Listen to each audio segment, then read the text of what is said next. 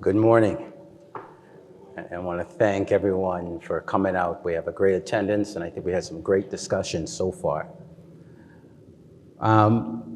Before I get into the presentation, and I'm going to try to put it up, I'm in the hands of the technology folks, and there they are. Thank you. I wanted to make a general comment on the conversation this morning. When I started KCL some years ago, and I remember we were having our launch celebration, so we invited a number of people from the industry to come and celebrate with us. This is after we had purchased the company. And someone in the room came up and they spoke to me and they said, you know, branching out on your own and becoming an entrepreneur is a really risky thing. How did you take that step, particularly in this environment? And I listened to that, and I understood where the person was coming from and that perspective. But for me, the risk was staying. The risk of being an employee at a company that I knew very well, where the owners of that company were trusting me to take the strategic decisions. As the CEO of that company, if my strategies didn't work, who's first to go? And rightly so. But if they do work, the rewards, I'll get a nice salary and some bonus, but I didn't own one share. So what I'm talking about is opportunity cost. A lot of the conversation when we talk about risk, we talk about the risk of what we will lose if we participate.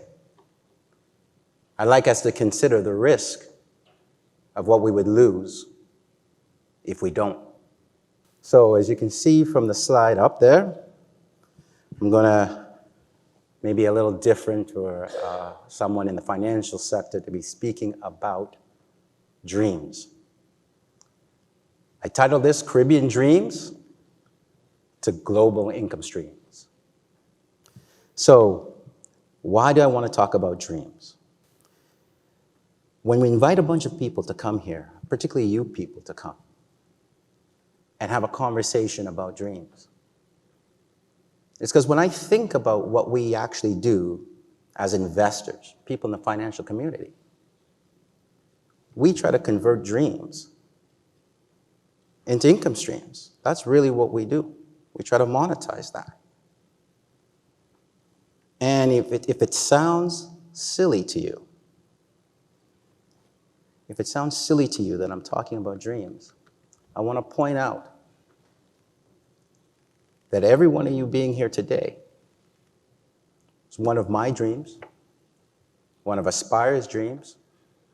Charles Maynard, who's somewhere in the back or somewhere around, he started a lot of the private equity work in Trinidad and Tobago together with my father years ago.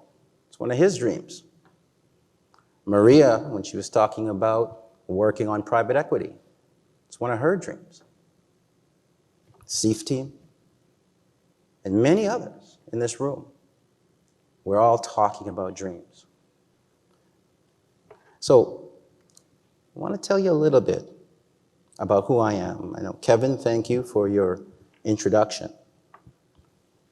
But I want to introduce myself in a different way. I want to let you know that I am, despite my accent, a son of the Caribbean. And more specifically, I'm a proud son of Trinidad and Tobago. More than that, I'm a husband. I'm a father of 3 exceptional daughters and 1 exceptionally charming son. I'm an entrepreneur, as I mentioned earlier, and I'm a business partner. I'm, as Terence Farrell put in his book. His book is called We Like It So. I think it's a great book. I'm an inside outsider. You can tell from my accent I didn't grow up here. And I have a sense of Trinidad, even though I've been here for 14, 15 years. But I'm an outsider with an insider name. But as an outsider, you get an interesting vantage point and a different perspective, I think, on things. And that has helped us to start this today, to have this conversation with you all. Because we look at things and we say, why not? And as an outsider, I don't know enough to know why not. And many of you in the room will have all kinds of reasons why this hasn't happened. I don't see why it can't. But more than all those things, I'm a dreamer. KCL was a dream. Aspire is a dream. And as I said before, all of you being here today is another dream. So I want to thank you for taking the time. Our world, this is my argument, our world is powered by our dreams. Powered by our dreams. And I ask you to take a moment, look around this room, look at your tables, look at what you're wearing, and everything in this room, everything you see, everything you can touch, everything you smell, everything you hear, including my voice, was powered by a dream. And with no disrespect intended to any atheists in the room, everything is powered by a dream. So, with that in mind, I'm going to ask you to take another look around the room and see if you can identify the things in this room that are powered by Caribbean dreams. Not distributed by Caribbean people, powered by Caribbean dreams. Probably not too many things. I'm proud to say, and I hope you like it, my suit is a Caribbean dream. Eclipse Eli. The shirt, Peter Elias. Shoes and the socks, probably bought from away. But there are some Caribbean dreams. But there are not many in most rooms, are there? And if you go around, as you leave this hall today and you go around the rest of your day and you look around, how many Caribbean dreams you're likely to see? And I'm saying that's the state of the world. But I like to take a moment, because I'm a dreamer, right? If we don't see our dreams represented, what happens to them? What happens to our dreams? So I'm going to take a moment and share another dream. And I want to thank the folks at the IDB. I know Stephen Thomas is here somewhere. He may not even know about this video. But when I saw it, it's like somebody got in my head, because I wanted to communicate what is possible for the Caribbean. Back to what I was saying at the beginning, the opportunities missed, as opposed to what we will lose if we try versus what we lose if we don't. So bear with me a second. On the tech, you told me you got me, so let's see. You did it. 2040. This is our Caribbean, the world's first climate smart zone, a collection of economies that thrive on renewable energy and technological innovations to confront the effects of climate change and create spaces for its people to be safe, productive, and happy. We are proud to be economies that are at one with our planet while taking advantage of the fourth industrial revolution. In Caribbean 2040, policies are anchored in a sound institutional framework that allows citizens to move freely, experience an improved rule of law, and give expression to their creativity and talents. In Jamaica, economic stability is the norm. Productivity has grown so much that the GDP per capita has increased by 250% since 2018. Innovation is the norm. Tech-savvy youth are everywhere, and the orange economy is world famous. In the Bahamas, Climate change risks are better confronted through strong adaptation for the 700 plus islands in the archipelago. More than 40% of the nation's coastlines have been reinforced to prevent erosion, creating numerous specialized jobs focused on climate adaptation, infrastructure, and resilience. The unemployment rate is less than 2%. Educated national youth strive to be innovative entrepreneurs, valuing stronger family units. Because of this, crime is at an all-time low. In Barbados, innovative battery storage technologies have transformed the landscape. Public transportation is powered through solar energy. 80% of the island's energy is created from renewable sources, creating thousands of jobs while reducing energy spending. LED streetlights illuminate highways and communities at night, saving millions of dollars each year for the government, business, and consumers. In Guyana, as one of the hemisphere's leading oil and gas producers, Guyana is able to export 90% of its fuel production while utilizing safe and environmentally friendly methods. Guyana's energy and forest wealth has been carefully managed, ensuring smart investments on behalf of its citizens. Supported by a robust broadband infrastructure, citizens' interactions with the government are conducted online in a more effective, efficient, and transparent way. Wi-Fi services are free for all, and roaming charges no longer exist. In Suriname, government spending is highly effective and efficient, thanks to the introduction of the Economic Stabilization Program, birthed from its own people. Also, modern farming methods, to include water-resistant seeds, have increased food production yields, making Suriname a significant global food source. In Trinidad and Tobago, now one of the world's leading technology hubs, it's home to more than 300 private sector businesses that have prospered with the development and application of innovative technologies in energy, IT, and business services. A major regional export is advisory services based on music, cuisine, sports, and fashion, with creative icons demonstrating how to effectively extract revenue from intellectual property. The nation is still world famous for organic chocolate and specialized branded liqueurs. So I think that's a pretty good dream. 2040 in the Caribbean.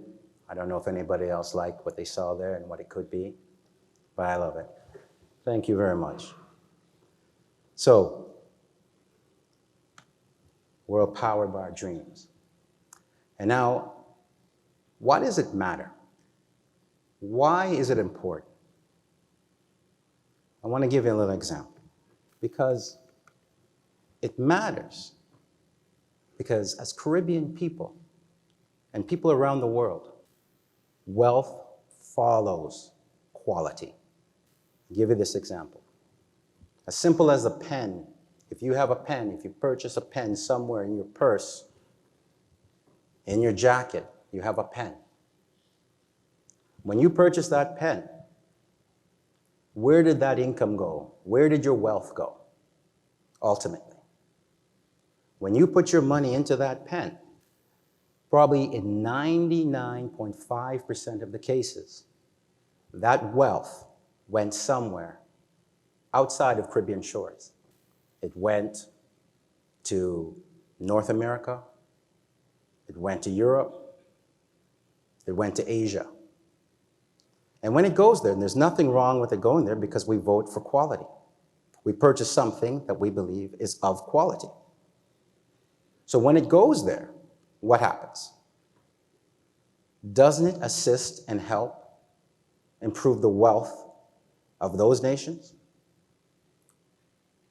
Doesn't it help improve the quality of their healthcare and their education systems, their infrastructure, their defense systems? Now, why does that matter? If our wealth goes there, what happens to the quality of our infrastructure and our healthcare? And I'm not advocating for import substitution or anything like that. I'm advocating for quality because our wealth follows quality. So if that's the case, And it's true that our wealth follows quality. And the final destination is not Caribbean shores. We need to create more things of quality that the world wants to buy. So what if, and here's the concept that I wanted to throw out to you today, and part of Aspire's investment thesis. What if we, in the Caribbean, could produce more world-class goods and services for global consumption? Now, this sounds like just export-led growth that many of you know of, and it's been proven successfully and done successfully in many parts of the world. But it's more than that, and I'll get to that at a later part of the presentation and this conversation. But what if we, in the Caribbean, and some say the population of the Caribbean is 7 million. By other estimates, it's about 43 million. But what if 43 million people can create world-class products and services and sell them to a global marketplace of what, 7.7 billion people? Small selling to big. Then all of a sudden, those income streams that go north, northeast, northwest right now, some of them come back down to us and build wealth in the Caribbean, build quality of life in the Caribbean for our children and for our children's children. That's why it matters. Now, you may say to me that, look, there's only 7 million to 43 million of us, and if we have a 0.5% of global wealth right now, that's okay. Some of you may know, but maybe not all of you know, that in the world right now, less people than the population of the Caribbean own more than 46% of the globe's wealth. 33 million adults own more than 46% of the world's wealth. That's less than 1% of the world's population. So it's not that it can't be done. It is that it's not done. That's the opportunity cost to me. We are not well represented or present in the world because our products and services don't get to world markets. Now, why is that? What is it the people, and let's call it the global 1%, what is it that they know? As I said before, they know that wealth follows quality. Every buying decision we make every day is a vote for quality. And they know that. They know that quality follows innovation. They also know that if you own the innovation, you also own its income streams. If you own the innovation, you also own its income streams. They know that owning income streams is the path to generational wealth. That's what they know. That's what they do. They don't invest like us in fixed income. Like there's fixed income in their portfolios. But it's principally equity. And primarily in that particular class, it started as private equity. So again, and what I'm saying is, it's not what we risk if we participate. It's what we risk if we don't.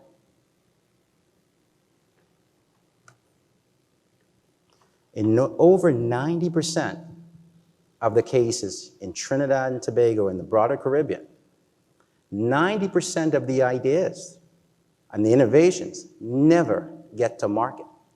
That's why you don't see them on the tables. They never get to market. We don't even know what they are. If Mark Zuckerberg had his idea in the Caribbean, we probably wouldn't know about it in that ratio. We would never hear about it because they never get to market. And that's where we in this room come in. This is where we can help. And I'll just say something else about what these guys know. Innovation is the path to wealth creation. Access is the path to innovation. Without access to capital markets, you can't get access to consumer markets. And that's why that 90% of us are locked out. 90% of us are locked out. So we never hear about those ideas. We never see them in the room. We don't even have the option of selecting a Caribbean option. It never gets to market, and we can help. This is something we call at Aspire, the money in the middle.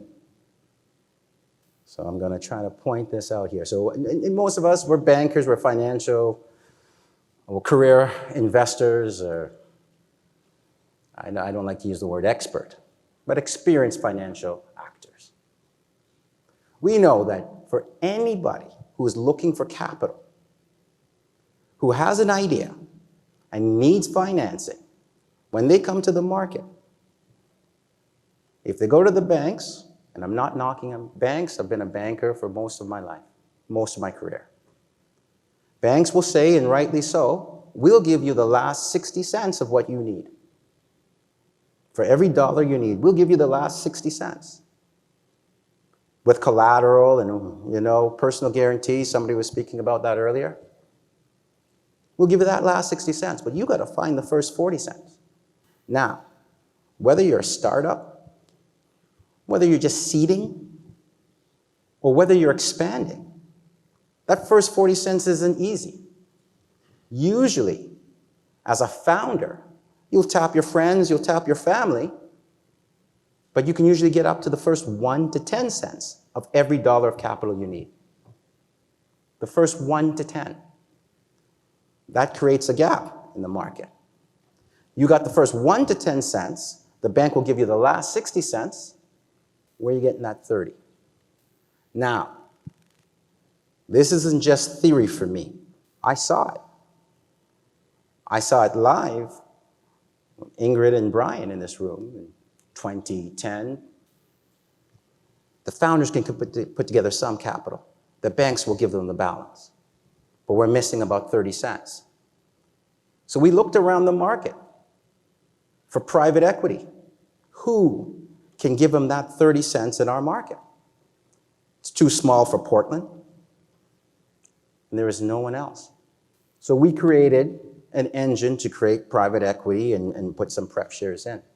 They're dreamers too, because they started with a dream of setting up a theater, and 9 years later, 10 years later, we all know about it now.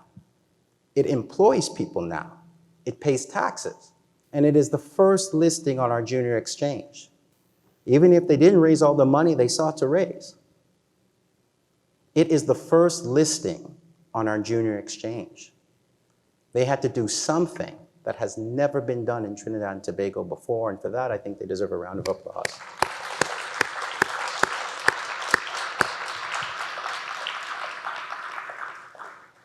To catalyze change in a mindset, you need to start. You need to start. And this is where we can help. So, I said I'm a dreamer. Who are the innovators in our marketplace? Right? Who are the innovators that we never see? Share with you. The innovators. They're the dreamers. Like some of the ones I pointed out today. Mr. Marcus is a dreamer. Thank you for this vision today. They're the dreamers. Those ones taking a chance to list for the first time and go through that pain. They're the passionate.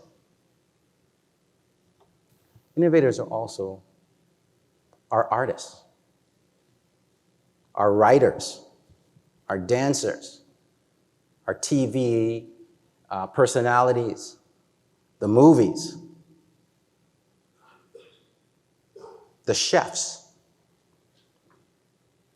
the designers. There are scientists, there are engineers, our architects, and our tinkerers. Now, I told you I was going to go back to that export-led growth strategy and share with you what I think is different in that strategy and in what I'm proposing or what we at Aspire are proposing. We think there are two important distinctions. Export-led strategies tend to come from the public sector, and they often identify sectors for development, and that's all wonderful. There's a place for that. What we're proposing is something that is private sector-led. That's why we invited you here. It's private sector-led. And I believe that everyone who comes into investments has an innovative mindset. Because you structure investments. When you come into finance, you're structuring deals, you're designing things. You listen to the problems and the needs, and then you try to design something that addresses those problems and those needs. We have a need for private equity. We have 90% of the opportunities that never get to market. Let's design something so that they can. So that's one, private sector led. And two, it focuses on the ecosystem, not on a specific product or service. We build an ecosystem together. This is a pull strategy. Okay? What I mean by that is, when you set up the ecosystem, it's like setting up a big marquee that says, we are open for business. We are looking for the most transformational ideas that can compete on a global scale or on a regional scale, and we want to hear from you. And we don't know who that you is. We don't know what that idea is, but they know where to come. And we're going to say no a lot more than we say yes. And to Maria's point and some other points earlier, it's not just give money and walk away. It's like giving them a loaded gun. What we have to do then is hold their hand sometimes.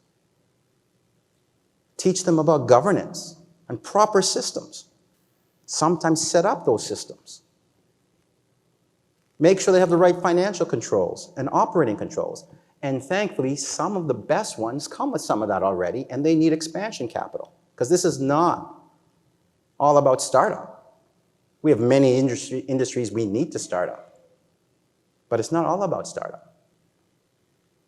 So we work with those companies to get them fit for expansion. My wife runs a boot camp, and that's painful. This can be just as painful for those entrepreneurs to get them ready, because a lot of them have been artisans. They've been artisans doing what they do well. That doesn't mean they're business people.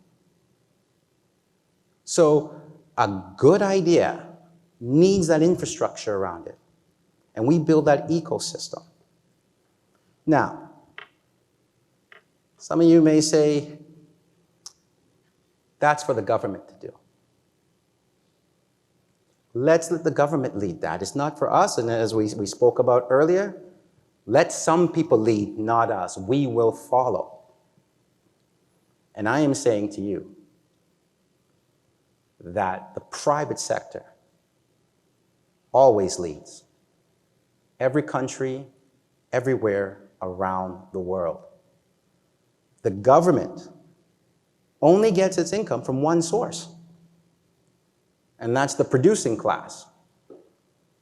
We tax the producers.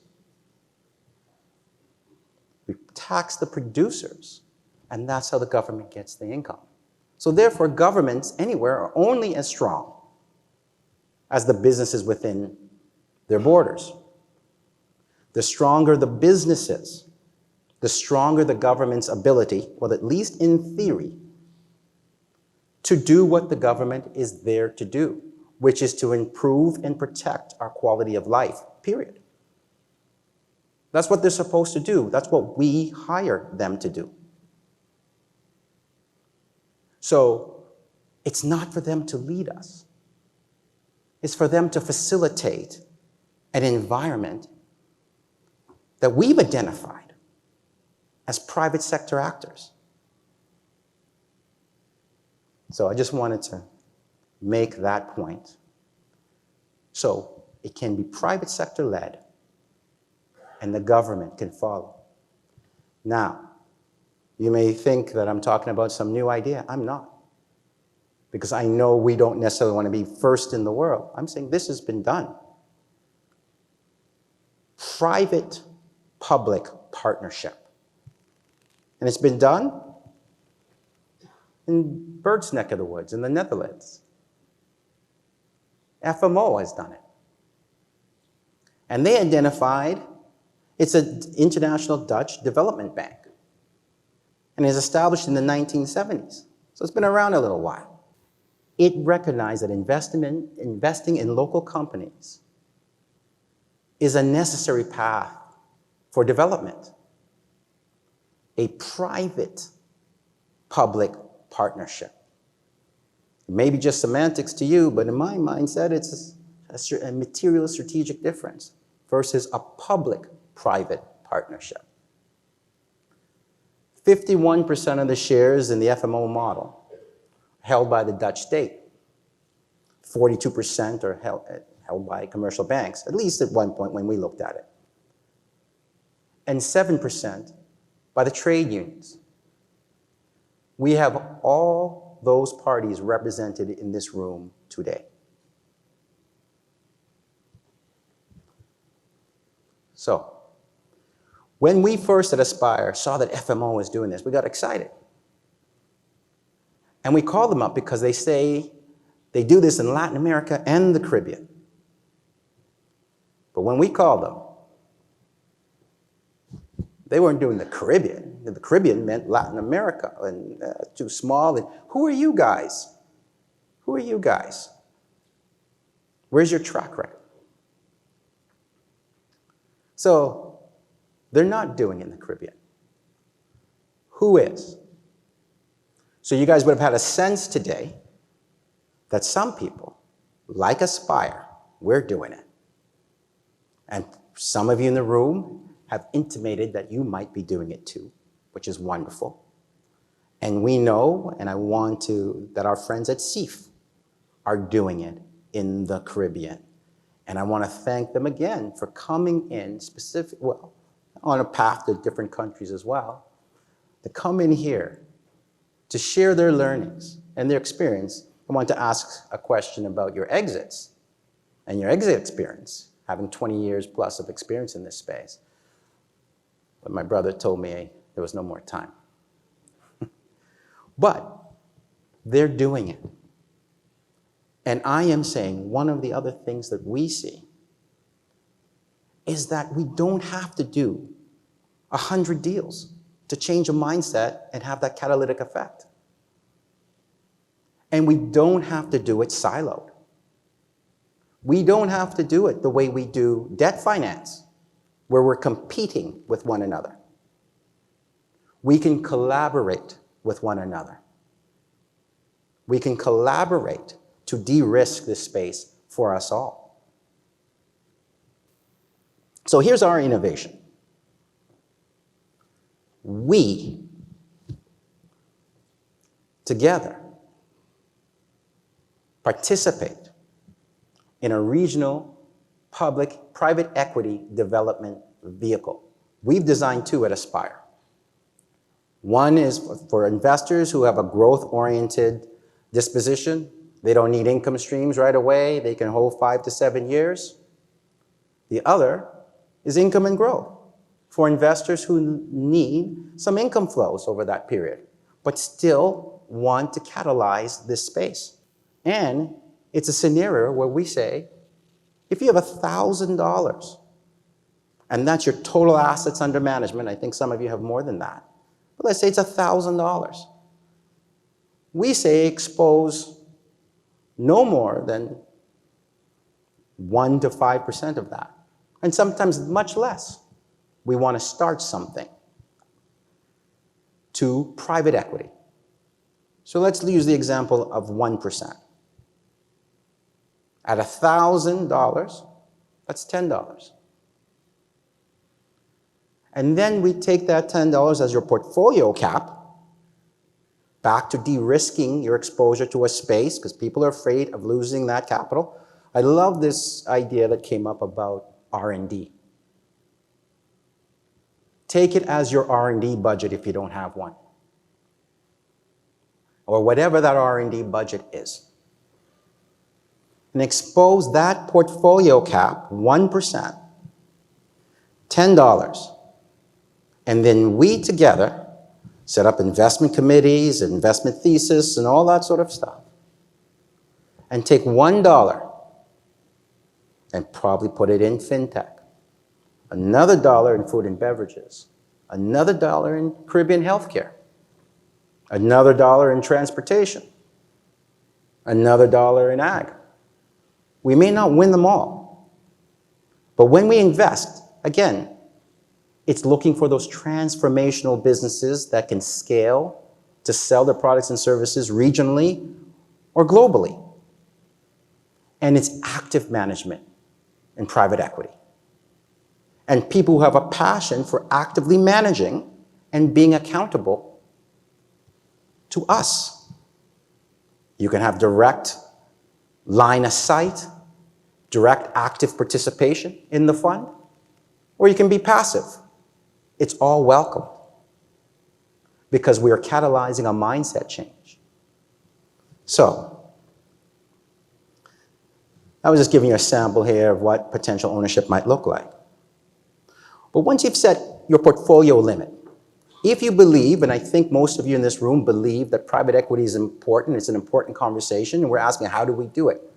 We're suggesting that we've been listening to this for 8 years or more. And we've been trying to design things to deal with risk. So, collaboration deals with risk. Portfolio caps deal with risk.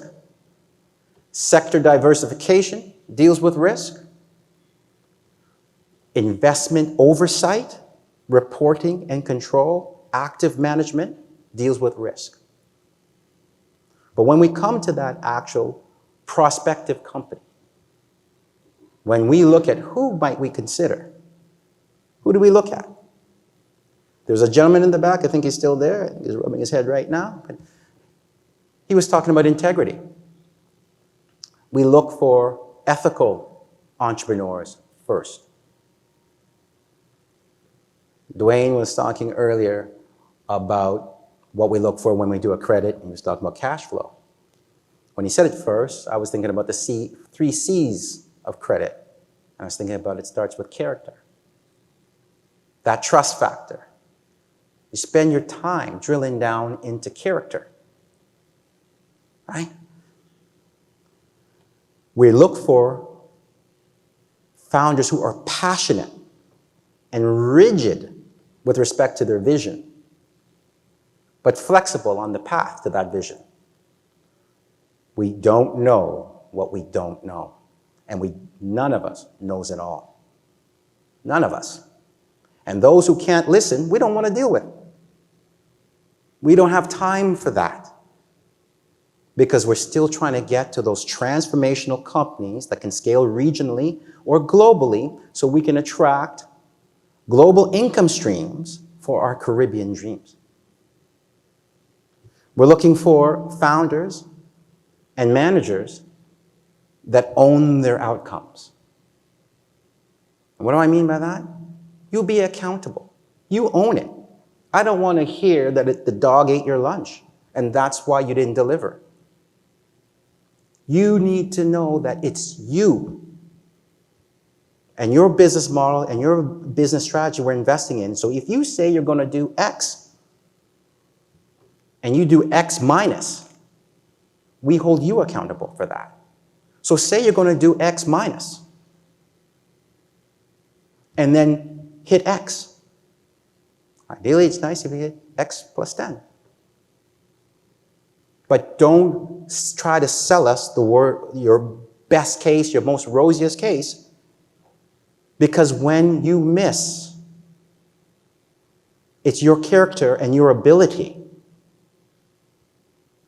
to forecast your business. But even if you miss, it's okay if you can own it and pivot. But when you don't own it, it's too much work. And we have enough opportunities. Even though we innovate less than middle-income countries, we innovate at least 20% less than middle-income countries, we still have a lot of innovation that doesn't get to the market. So it's not a deal flow issue we have. Aspire, KCL, we're not short on deal flow. It's these characteristics that we're looking for. And then together we collaborate, mobilize private equity, which triggers debt.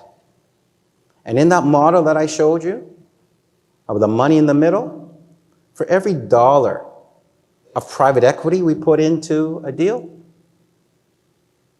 plus the founder's capital, it triggers $1.50 at that 60-40 relationship of debt. Debt that if the folks from Giant Screen, sorry I keep using you as an example, if they couldn't get the money in the middle, some of you who have financed them, don't do that debt deal. It doesn't happen. And then the people they employ, well, they have to go somewhere else. And the taxes they pay, that will never happen from that business. So there is a catalytic effect of private equity that even if you're just a debt partner, you say, why do this? Why participate in this? Because there are debt deals. And you still have to be competitive, absolutely. But there is debt, and then there's taxes derived from all of that our government gets to do what it's supposed to do with that capital to improve the quality of our systems. So, in addition to that, we are looking for companies with innovation, of course, with some niche, some differentiation. And we want to infuse them, if they don't have them, with governance systems in their DNA. We want to inject their DNA with those systems so that that can assist us when it comes to exit. We could say, oh yeah, everybody's going to be IPO. It's not going to be IPO. And we try to identify at least 2 exit paths before we get into the investment. This is an important one for me. Founders who prioritize their legacy over their lifestyle. And I think Mr. Romano educated me on that sometime. Their legacy over their lifestyle. We want founders, and this is when you're going to see that I'm an insider, outsider, or completely an outsider, because I'm going to say this wrong. We want founders that are prepared to eat doubles. Or is it eat at doubles? Eat doubles. For breakfast, for lunch, and dinner, until they get to profit and they've treated their investment partners, who we would be, with the respect we deserve, by returning and protecting our principal and delivering a return on investment. And they're prepared to be the last out, not the first out. That's the work, and that's why I say it's a lot more no's than yeses. So that's what we look for. So here is the model that we see. You start with an ethical partner, entrepreneur, respect, ethics, integrity, as the gentleman said, and honesty. You add as our recipe, you add governance. And we, the investment community, collaborate as opposed to compete. In my view, there's no need for Bank A to have a silo, Bank B to have a silo, broker-dealers to have their own silos. The market is not that big, and there is room for collaboration that benefits us all, in my view. If we do that well,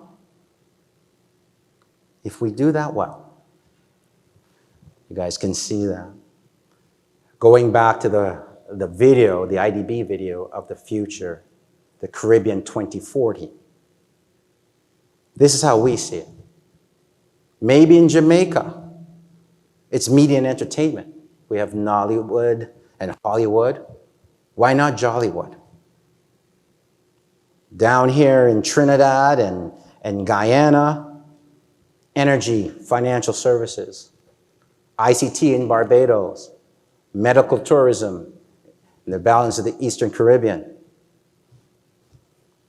Why can't Belize be a Silicon Valley? It's dreams.